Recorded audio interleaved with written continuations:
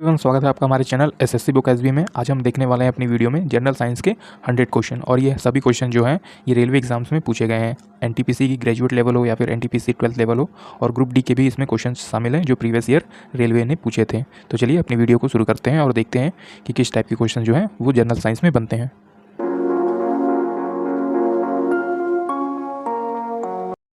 तो ये सभी क्वेश्चन होने वाले हैं दोस्तों जो रेलवे ने अपने प्रीवियस ईयर एग्जाम में पूछे हैं। इसमें से हम अपने क्वेश्चंस को स्टार्ट करते हैं, जो कि है एनेलिडा ग्रुप में मुख्यतः कौन से जंतु पाए जाते हैं।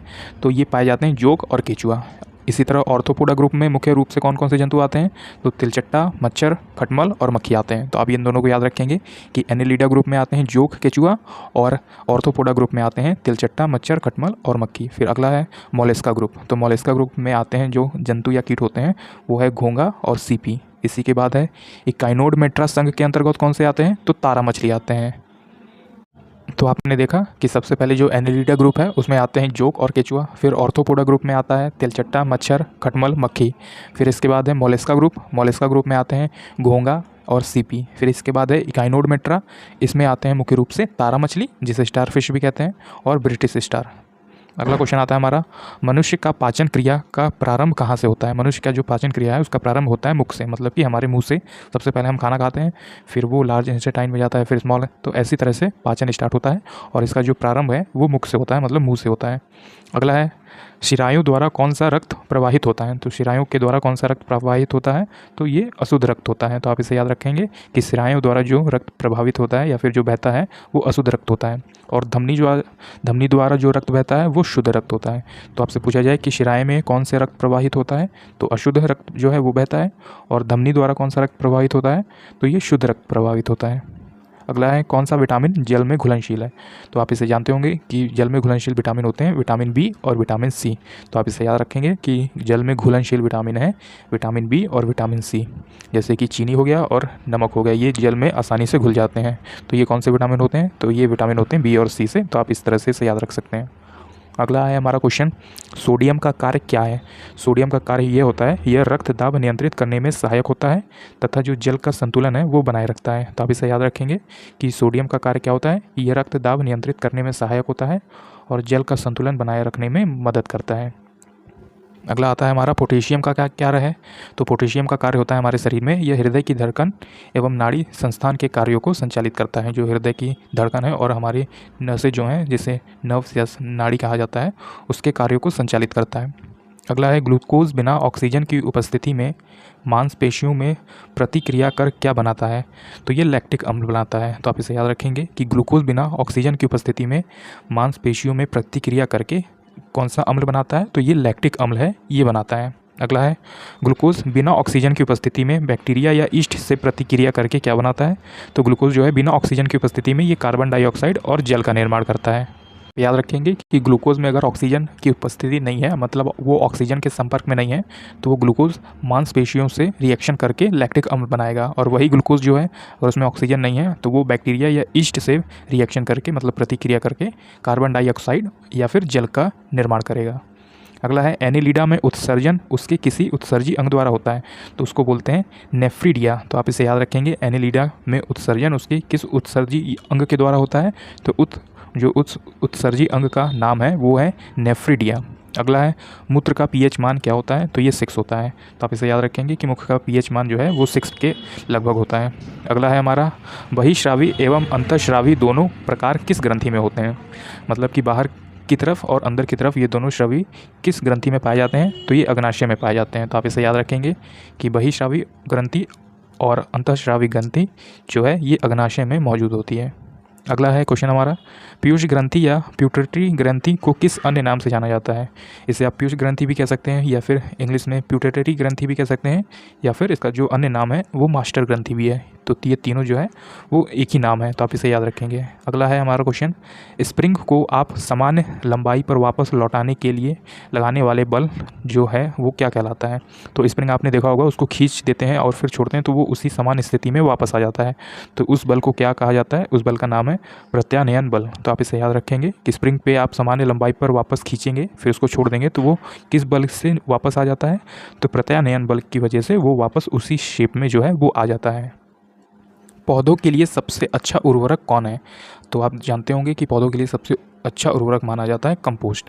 तो ये जो खेती में रिलेटेड बच्चे होंगे वो जानते होंगे कि खेती में सबसे अच्छा उर्वरक जो है वो किसी भी बीज को या फिर किसी भी पौधे को सबसे अच्छा उर्वरक होता है कंपोस्ट का।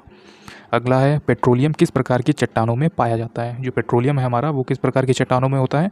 तो अवसादी चट्टानों में पाया जाता है। तो आप इसे याद रखेंगे कि पेट्रोलियम बनने में कई लाखों वर्ष लग जाते हैं, तो ये काफ़ी इंपॉर्टेंट है हमारे लिए। तो आप इसे याद रखेंगे कि पेट्रोलियम जो है वो अवसादी चट्टानों से प्राप्त होता है। अगला है, गुब्बारों को उड़ाने के लिए काम में लाई जाने वाली गैस कौन सी है? जो गुब्बारों में गैस भर के जो उड़ने वाले गुब्बारे होते हैं तो वो हीलियम गैस के द्वारा जो है वो उड़ते हैं, क्योंकि हीलियम गैस क्या है कि बहुत हल्की मानी जाती है और हल्की होती है, तो इस तरह से उसे गुब्बारे में भरकर उसे उड़ाया भी जा सकता है। अगला क्वेश्चन आता है हमारा, डीडीटी का उपयोग किस रूप में किया जाता है?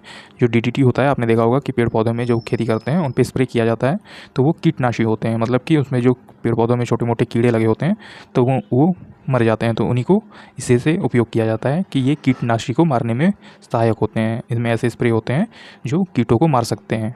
अगला है, इथेनॉल के अत्यधिक सेवन से कौन सा अंग जो है वो प्रभावित होता है? तो इथेनॉल के अत्यधिक सेवक से सबसे प्रभावित अंग होता है यकृत, मतलब कि लीवर। तो आप इसे याद रखेंगे कि इथेनॉल अधिक कंज्यूम करने से आपका सबसे जो प्रभावी अंग होगा शरीर का वो यकृत होगा या फिर लीवर होगा। अगला है, सभी अम्लों में अनिवार्य रूप से पाए जाने वाला पदार्थ है हाइड्रोजन, जिसे H2 भी कहते हैं। तो आप इसे याद रखेंगे कि सभी अम्लों में पाया जाता है हाइड्रोजन। अगला क्वेश्चन आता है हमारा, आग लगने तथा फैलने की सबसे कम संभावना जो है वो किस कपड़े में होती है? जो सूती कपड़े होते हैं हमारे उसमें सबसे कम आग लगने या फैलने की संभावना होती है। आपने देखा होगा कि जो सूती कपड़े होते हैं वो देरी से आग जो है वो पकड़ते हैं, लेकिन जबकि पॉलिस्टर या फिर सिलिकॉन के जो कपड़े होते हैं वो बहुत तेज़ी से आग पकड़ लेते हैं। तो इसी तरह पूछा गया है कि आग लगने या फिर कम फैलने की संभावना किस कपड़े में होती है? तो सूती कपड़े में है, जो थोड़ी देर से आग पकड़ेगी। अगला क्वेश्चन है हमारा, लोहा का सबसे महत्वपूर्ण स्रोत कौन सा है? ये लोहा मतलब जो सब्जियों या फिर फलों में मौजूद होता है जिसे आयरन कहते हैं, तो ये आप वो वाला लोहा समझिएगा, मतलब आयरन है। तो आप इसे याद रखेंगे कि आयरन सबसे ज़्यादा महत्वपूर्ण होता है हरी सब्जियों में, मतलब कि हरी सब्जियों में सबसे ज़्यादा आयरन की मात्रा पाई जाती है। अगला है, गैसोलीन को किसके साथ मिश्रण करके गैसोहॉल बनाया जाता है? तो गैसोलीन को किसके साथ मिक्स करके गैसोहॉल बनाया जाता है? तो इथाइल अल्कोहल। तो आप इसे याद रखेंगे कि गैसोलीन को इथाइल अल्कोहल के साथ मिक्स करके गैसोहॉल जो है वो बना दिया जाता है। अगला क्वेश्चन है, ये सभी क्वेश्चन दोस्तों आरआरबी एनटीपीसी में प्रीवियस ईयर पूछे गए थे, वो ग्रुप डी में भी पूछे गए थे कुछ क्वेश्चन, कुछ जो है वो ग्रेजुएट लेवल में भी पूछे गए थे और 12th लेवल में भी पूछे गए थे। तो ये वही सभी क्वेश्चंस को मैंने एक जगह ऐड कर दिया है। अगला है जो हमारा क्वेश्चन है, तत्कालिक ऊर्जा जिसे शक्ति भी कहेंगे, वो धावकों के लिए कौन सा पदार्थ दिया जाता है? जो तत्कालिक ऊर्जा के लिए या फिर अत्यधिक शक्ति के लिए जो दौड़ने वाले धावक होते हैं उनको कौन सा पदार्थ दिया जाता है? तो ग्लूकोज दिया जाता है। जैसा आप उनके पानी की बोतल में देख रहे होते हैं तो वो सिंपल पानी नहीं पी रहे होते हैं, वो ग्लूकोज वाला पानी पी रहे होते हैं, ताकि उनमें थोड़ी सी शक्ति जो है वो एनर्जी के तौर पर रहे। इसी तरह है, मानव जाति के लिए ओजोन परत क्यों महत्वपूर्ण है? तो जो मानव जाति के लिए ओजोन परत है तो ये पराबैंगनी किरणें को रोकने के लिए जो है वो रक्षा कवच बनाती है। पराबैंगनी किरणें कौन सी होती हैं? जो सूरज से डायरेक्टली जो है अर्थ पे आती हैं, तो उसी को रोकने के लिए ये जो ओजोन परत है वो हमारी हेल्प करता है। अगर नहीं करेगा तो हमारे जो सूरज की किरणें हैं उसमें डायरेक्टली पराबैंगनी किरणें मिक्स होकर आएंगी और हमें कई तरह की बीमारियां या फिर स्किन से रिलेटेड जो कैंसर है या फिर रोग है तो इस टाइप की चीज़ें जो हैं वो हो सकती हैं। इसलिए मानव जाति या फिर हमारे लिए जो ओजोन परत है वो बहुत ज़्यादा इंपॉर्टेंट है। अगला क्वेश्चन आता है हमारा, आंतज्वर, इसे इंग्लिश में टाइफाइड भी कहेंगे, तो ये सामान्यतः उपयोग की जाने वाली औषधि कौन सी है? यदि किसी को टाइफाइड रोग हो जाता है तो उसके जो बचाने वाली औषधि है, मतलब कि उसकी दवा को क्या कहेंगे? उसे कहा जाता है क्लोरोमाइसिजिन। तो आप इसे याद रखेंगे कि टाइफाइड होने की संभावना में या फिर टाइफाइड होने के बाद जो कौन सी औषधि है वो इसका उपयोग किया जाता है, तो क्लोरोमाइसिजिन का उपयोग किया जाता है टाइफाइड होने के बाद। अगला है, गैस की लौ की सबसे गर्म हिस्सा को क्या कहते हैं? जो गैस हमारी होती है घरों में आपने देखा होगा, उसके लौ के सबसे गर्म हिस्से को कहा जाता है ज्योतिहीन क्षेत्र, मतलब कि नॉन ल्यूमिनस जोन। तो आप इसे याद रखेंगे कि गैस की लौ का सबसे गर्म हिस्सा कहा जाता है ज्योतिहीन क्षेत्र, जो नीचे की साइड में होता है, या फिर नॉन ल्यूमिनस जोन। अगला है, सोने का शुद्ध रूप कितने कैरेट का होता है? तो ये 24 कैरेट का होता है। आप इसे याद रखेंगे कि सोने का शुद्ध रूप कितने कैरेट का होता है? तो 24 कैरेट का होता है, और ये सबसे महंगा भी होता है। अगला है, सिनेबार किसका अयस्क है? जो सिनेबार है वो पारा का अयस्क है। आप इसे याद रखेंगे कि सिनेबार किसका अयस्क है? तो सिनेबार जो है वो पारा का अयस्क है। अगला क्वेश्चन आता है हमारा, शरीर के ताप पर नियंत्रण किसके द्वारा होता है? जो शरीर के ताप पर नियंत्रण होता है वो लाल रक्त कणिकाओं का होता है। तो आप इसे याद रखेंगे कि शरीर के ताप पर नियंत्रण होता है लाल रक्त कणिकाओं का। अगला है, कशेरुक दंड में कितनी हड्डियां होती हैं? तो कशेरुक दंड में हड्डियां होती हैं 33 या फिर 33। तो आप इसे याद रखेंगे कि कशेरुक दंड में कितनी हड्डियां होती हैं? तो 33 होती हैं। अगला क्वेश्चन है हमारा, BCG का जो पूरा नाम है वो क्या है? तो ये काफ़ी अजीब नाम है, आप इसे याद रखेंगे कि BCG का पूरा नाम है बैसिलस कैलमेटे-ग्यूरिन। तो आप इसे याद रखें कि BCG का पूरा नाम है बैसिलस कैलमेटे-ग्यूरिन। अगला है हमारा क्वेश्चन, एथलीट फुट नामक रोग किससे होती है? जो एथलीट फुट नामक रोग है ये होती है कवक के द्वारा। तो आप इसे याद रखेंगे कि एथलीट फुट नामक रोग होता है कवक के द्वारा। दमा या फिर जिसे अस्थमा कहेंगे, ये रोग किससे होता है? तो ये भी कवक के द्वारा होता है। तो आपने ये दोनों रोग याद रखा कि एथलीट फुट रोग और जो दमा या फिर अस्थमा है, ये रोग जो है ये दोनों रोग कवक के द्वारा किए होते हैं। अगला है, फाइलेरिया नामक रोग किस कारण होता है? तो फाइलेरिया नामक रोग होता है वर्म के कारण, मतलब कृमि के कारण। तो आप इसे याद रखेंगे, फाइलेरिया रोग होता है वर्म के कारण या फिर कृमि के कारण। अगला है, जब एक वस्तु की गतिज ऊर्जा दुगनी हो जाती है तो उसकी गतिज ऊर्जा चौगुनी बढ़ जाएगी। आप इसे याद रखेंगे कि जब एक वस्तु की जो गतिज ऊर्जा है वो दुगनी हो जाती है तो उसकी गतिज ऊर्जा चौगुनी हो जाएगी। अगला है, सूर्य कणिका को अन्य नाम से भी जाना जाता है। तो सूर्य कणिका को किस और अन्य नाम से जाना जाता है?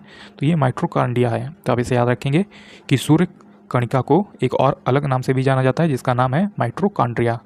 अगला है, वट वृक्ष पादपों के किस वर्ग में आता है? जो वट है वो वृक्ष पादपों के किस वर्ग में आता है? तो आवर्तबीजी वर्ग में आता है। तो आप इसे याद रखेंगे कि वट वृक्ष पादपों के किस वर्ग में आता है? तो आवर्तबीजी वर्ग में आता है। अगला है, फ्लेम ऑफ द फॉरेस्ट या फिर वन की ज्वाला का अर्थ क्या है? ऐसे पेड़ों से भरा वन जो पतझड़ में फूलते ही और लाल फूल बिखरते हैं। तो आप इसे याद रखेंगे कि फ्लेम ऑफ द फॉरेस्ट होता है कि ऐसे पेड़ों से भरा वन जो पतझड़ में फूलते हैं और लाल फूल बिखेरते हैं। आपने देखा होगा कि कुछ पेड़ों में ऐसे लाल फूल जो हैं वो जो फरते हैं और फिर नीचे ज़मीन पे गिर जाते हैं। तो इस तरह के फूलों को जो नीचे ज़मीन पे गिर जाते हैं इन्हीं को कहा जाता है फ्लेम ऑफ द फॉरेस्ट। अगला है हमारा क्वेश्चन, पेनिसिलिन किससे बनाया जाता है? जो पेनिसिलिन है ये किससे बनाया जाता है? कवक से बनाया जाता है। तो आप इसे याद रखेंगे कि पेनिसिलिन बनाया जाता है कवक से। अगला क्वेश्चन है हमारा, लाइकेन को दो जीवधारियों का सहजीवी साहचर्य समझा जाता है, वो दो जीव कौन कौन से हैं? तो वो दोनों जीव हैं शैवाल और कवक। तो आप इसे याद रखेंगे कि ये दोनों जीव हैं शैवाल और कवक। अगला क्वेश्चन आता है हमारा, आमतौर पर संश्लेषित वृद्धि माध्यम और बेकरी में काम में लाया जाने वाला एगार किससे प्राप्त होता है? तो ये एगार प्राप्त होता है शैवाल से। तो आप इसे याद रखेंगे कि संश्लेषित वृद्धि माध्यम और बेकरी में काम में लाया जाने वाला जो एगार है वो शैवाल से प्राप्त होता है। अगला है, लौंग किससे प्राप्त होती है? जो खाने में मसाले में आप यूज़ करते होंगे लौंग, तो वो किससे प्राप्त होती है? तो वो पुष्पकली से जो है वो प्राप्त होती है। अगला क्वेश्चन आता है हमारा, अनशन या फिर उपवास। जैसे कि आपने सुना होगा भूख हड़ताल या फिर हम पूरे दिन खाना नहीं खाएंगे, तो उसी को अनशन या फिर उपवास की जो लंबी अवधि में शरीर में अशर्करा वर्गीय पूरावर्ती से पाक्षा शर्करा या फिर ग्लूकोज या मधुजन का ग्लाइकोजन बनने की विधि का नाम है। अगर आप लंबे समय तक खाना नहीं खाएंगे तो आपके शरीर में ये ग्लाइकोजन और ग्लूकोज जो बनता है इसका जो नाम दिया गया है वो ग्लूकोन वजनन कहा गया है। तो आप इसे याद रखेंगे कि अगर आप लंबे टाइम तक खाना नहीं खाएंगे, 1 दिन 2 दिन, तो आपके शरीर में ग्लूकोजन या फिर ग्लाइकोजन जो बनने की प्रक्रिया है उसी प्रक्रिया का नाम है ग्लूकोन वजनन। अगला क्वेश्चन आता है हमारा, सभी जीवधारियों में पाए जाने वाला कौन सा यौगिक जिसमें भरपूर मात्रा में फास्फोरस पाया जाता है?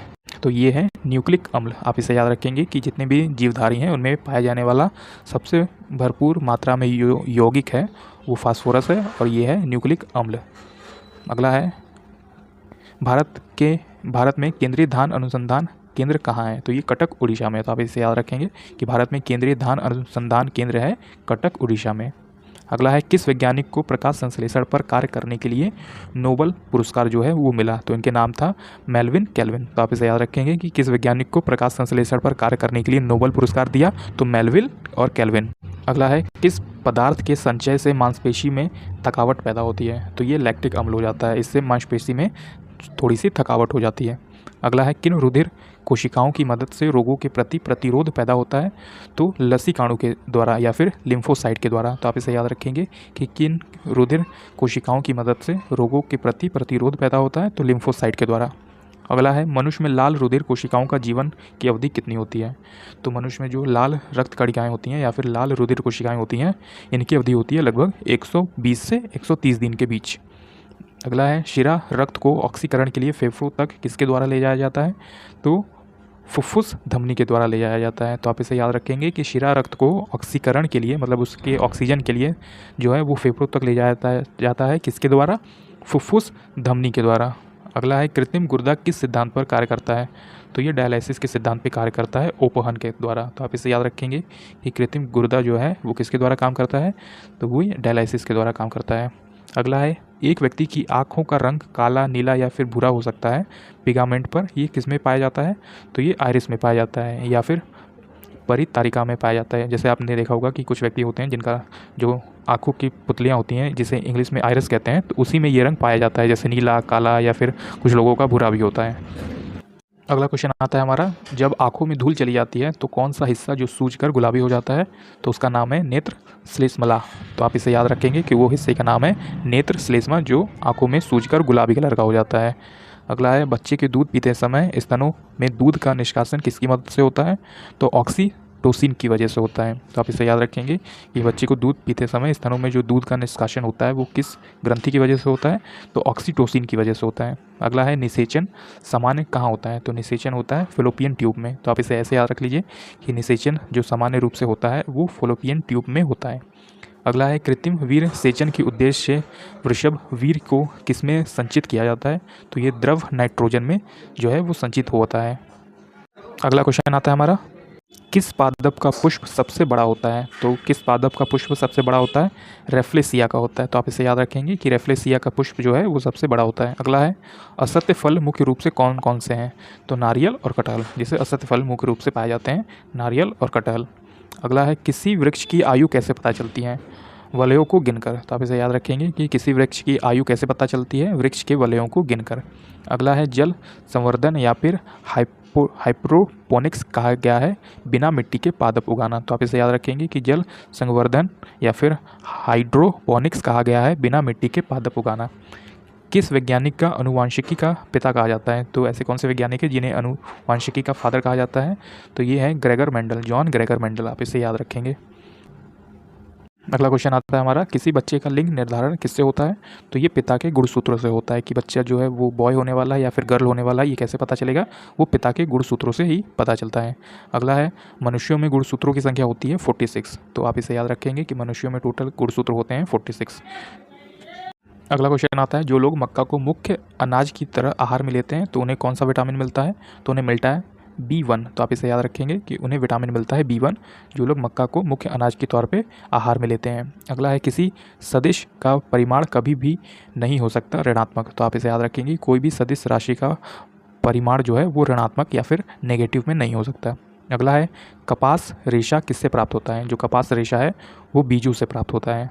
अगला क्वेश्चन आता है हमारा, ताजे निकले सूत्र में कोई खास गंध नहीं आती लेकिन कुछ समय बाद उसमें अमोनिया जैसी तेज गंध आने लगती है क्योंकि जीवाणुओं द्वारा यूरिया अमोनिया में बदल दिया जाता है। तो आप इसे याद रखेंगे कि ताजे निकले मूत्र में जो कोई खास गंध नहीं आती लेकिन कुछ टाइम बाद उसमें अमोनिया जैसे तेज गंध आने लगती है क्योंकि जीवाणुओं द्वारा यूरिया अमोनिया में बदल जाता है। तो आप इसे याद रखेंगे, ये सूत्र नहीं ये मूत्र लिखा हुआ है, थोड़ा मिस्टेक हो गया है। तो आप इसे याद रखेंगे कि जो हम लोग पेशाब करते हैं उसमें उतनी गंध नहीं आती लेकिन कुछ टाइम बाद जो है उसी पेशाब में बहुत ज़्यादा गंध आने लगती है क्योंकि जीवाणुओं द्वारा यूरिया अमोनिया में बदल दिया जाता है और अमोनिया की गंध जो है वो काफ़ी बदबू देती है। इसलिए जो पेशाब वाला एरिया होता है, आपने देखा होगा कुछ टॉयलेट बाथरूम, वो बहुत गंदा स्मेल करते हैं, तो इसी की वजह से होता है वो।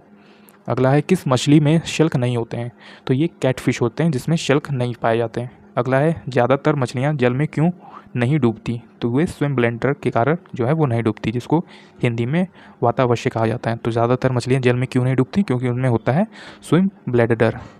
अगला है सर्वप्रथम विषाणु को शुद्ध क्रिस्टलीय रूप में किस वैज्ञानिक ने अलग किया, तो WM स्टैनले ने अलग किया था। तो आप इसे याद रखेंगे कि सर्वप्रथम विषाणु को शुद्ध क्रिस्टलीय रूप से किस वैज्ञानिक ने अलग किया, WM स्टैनले।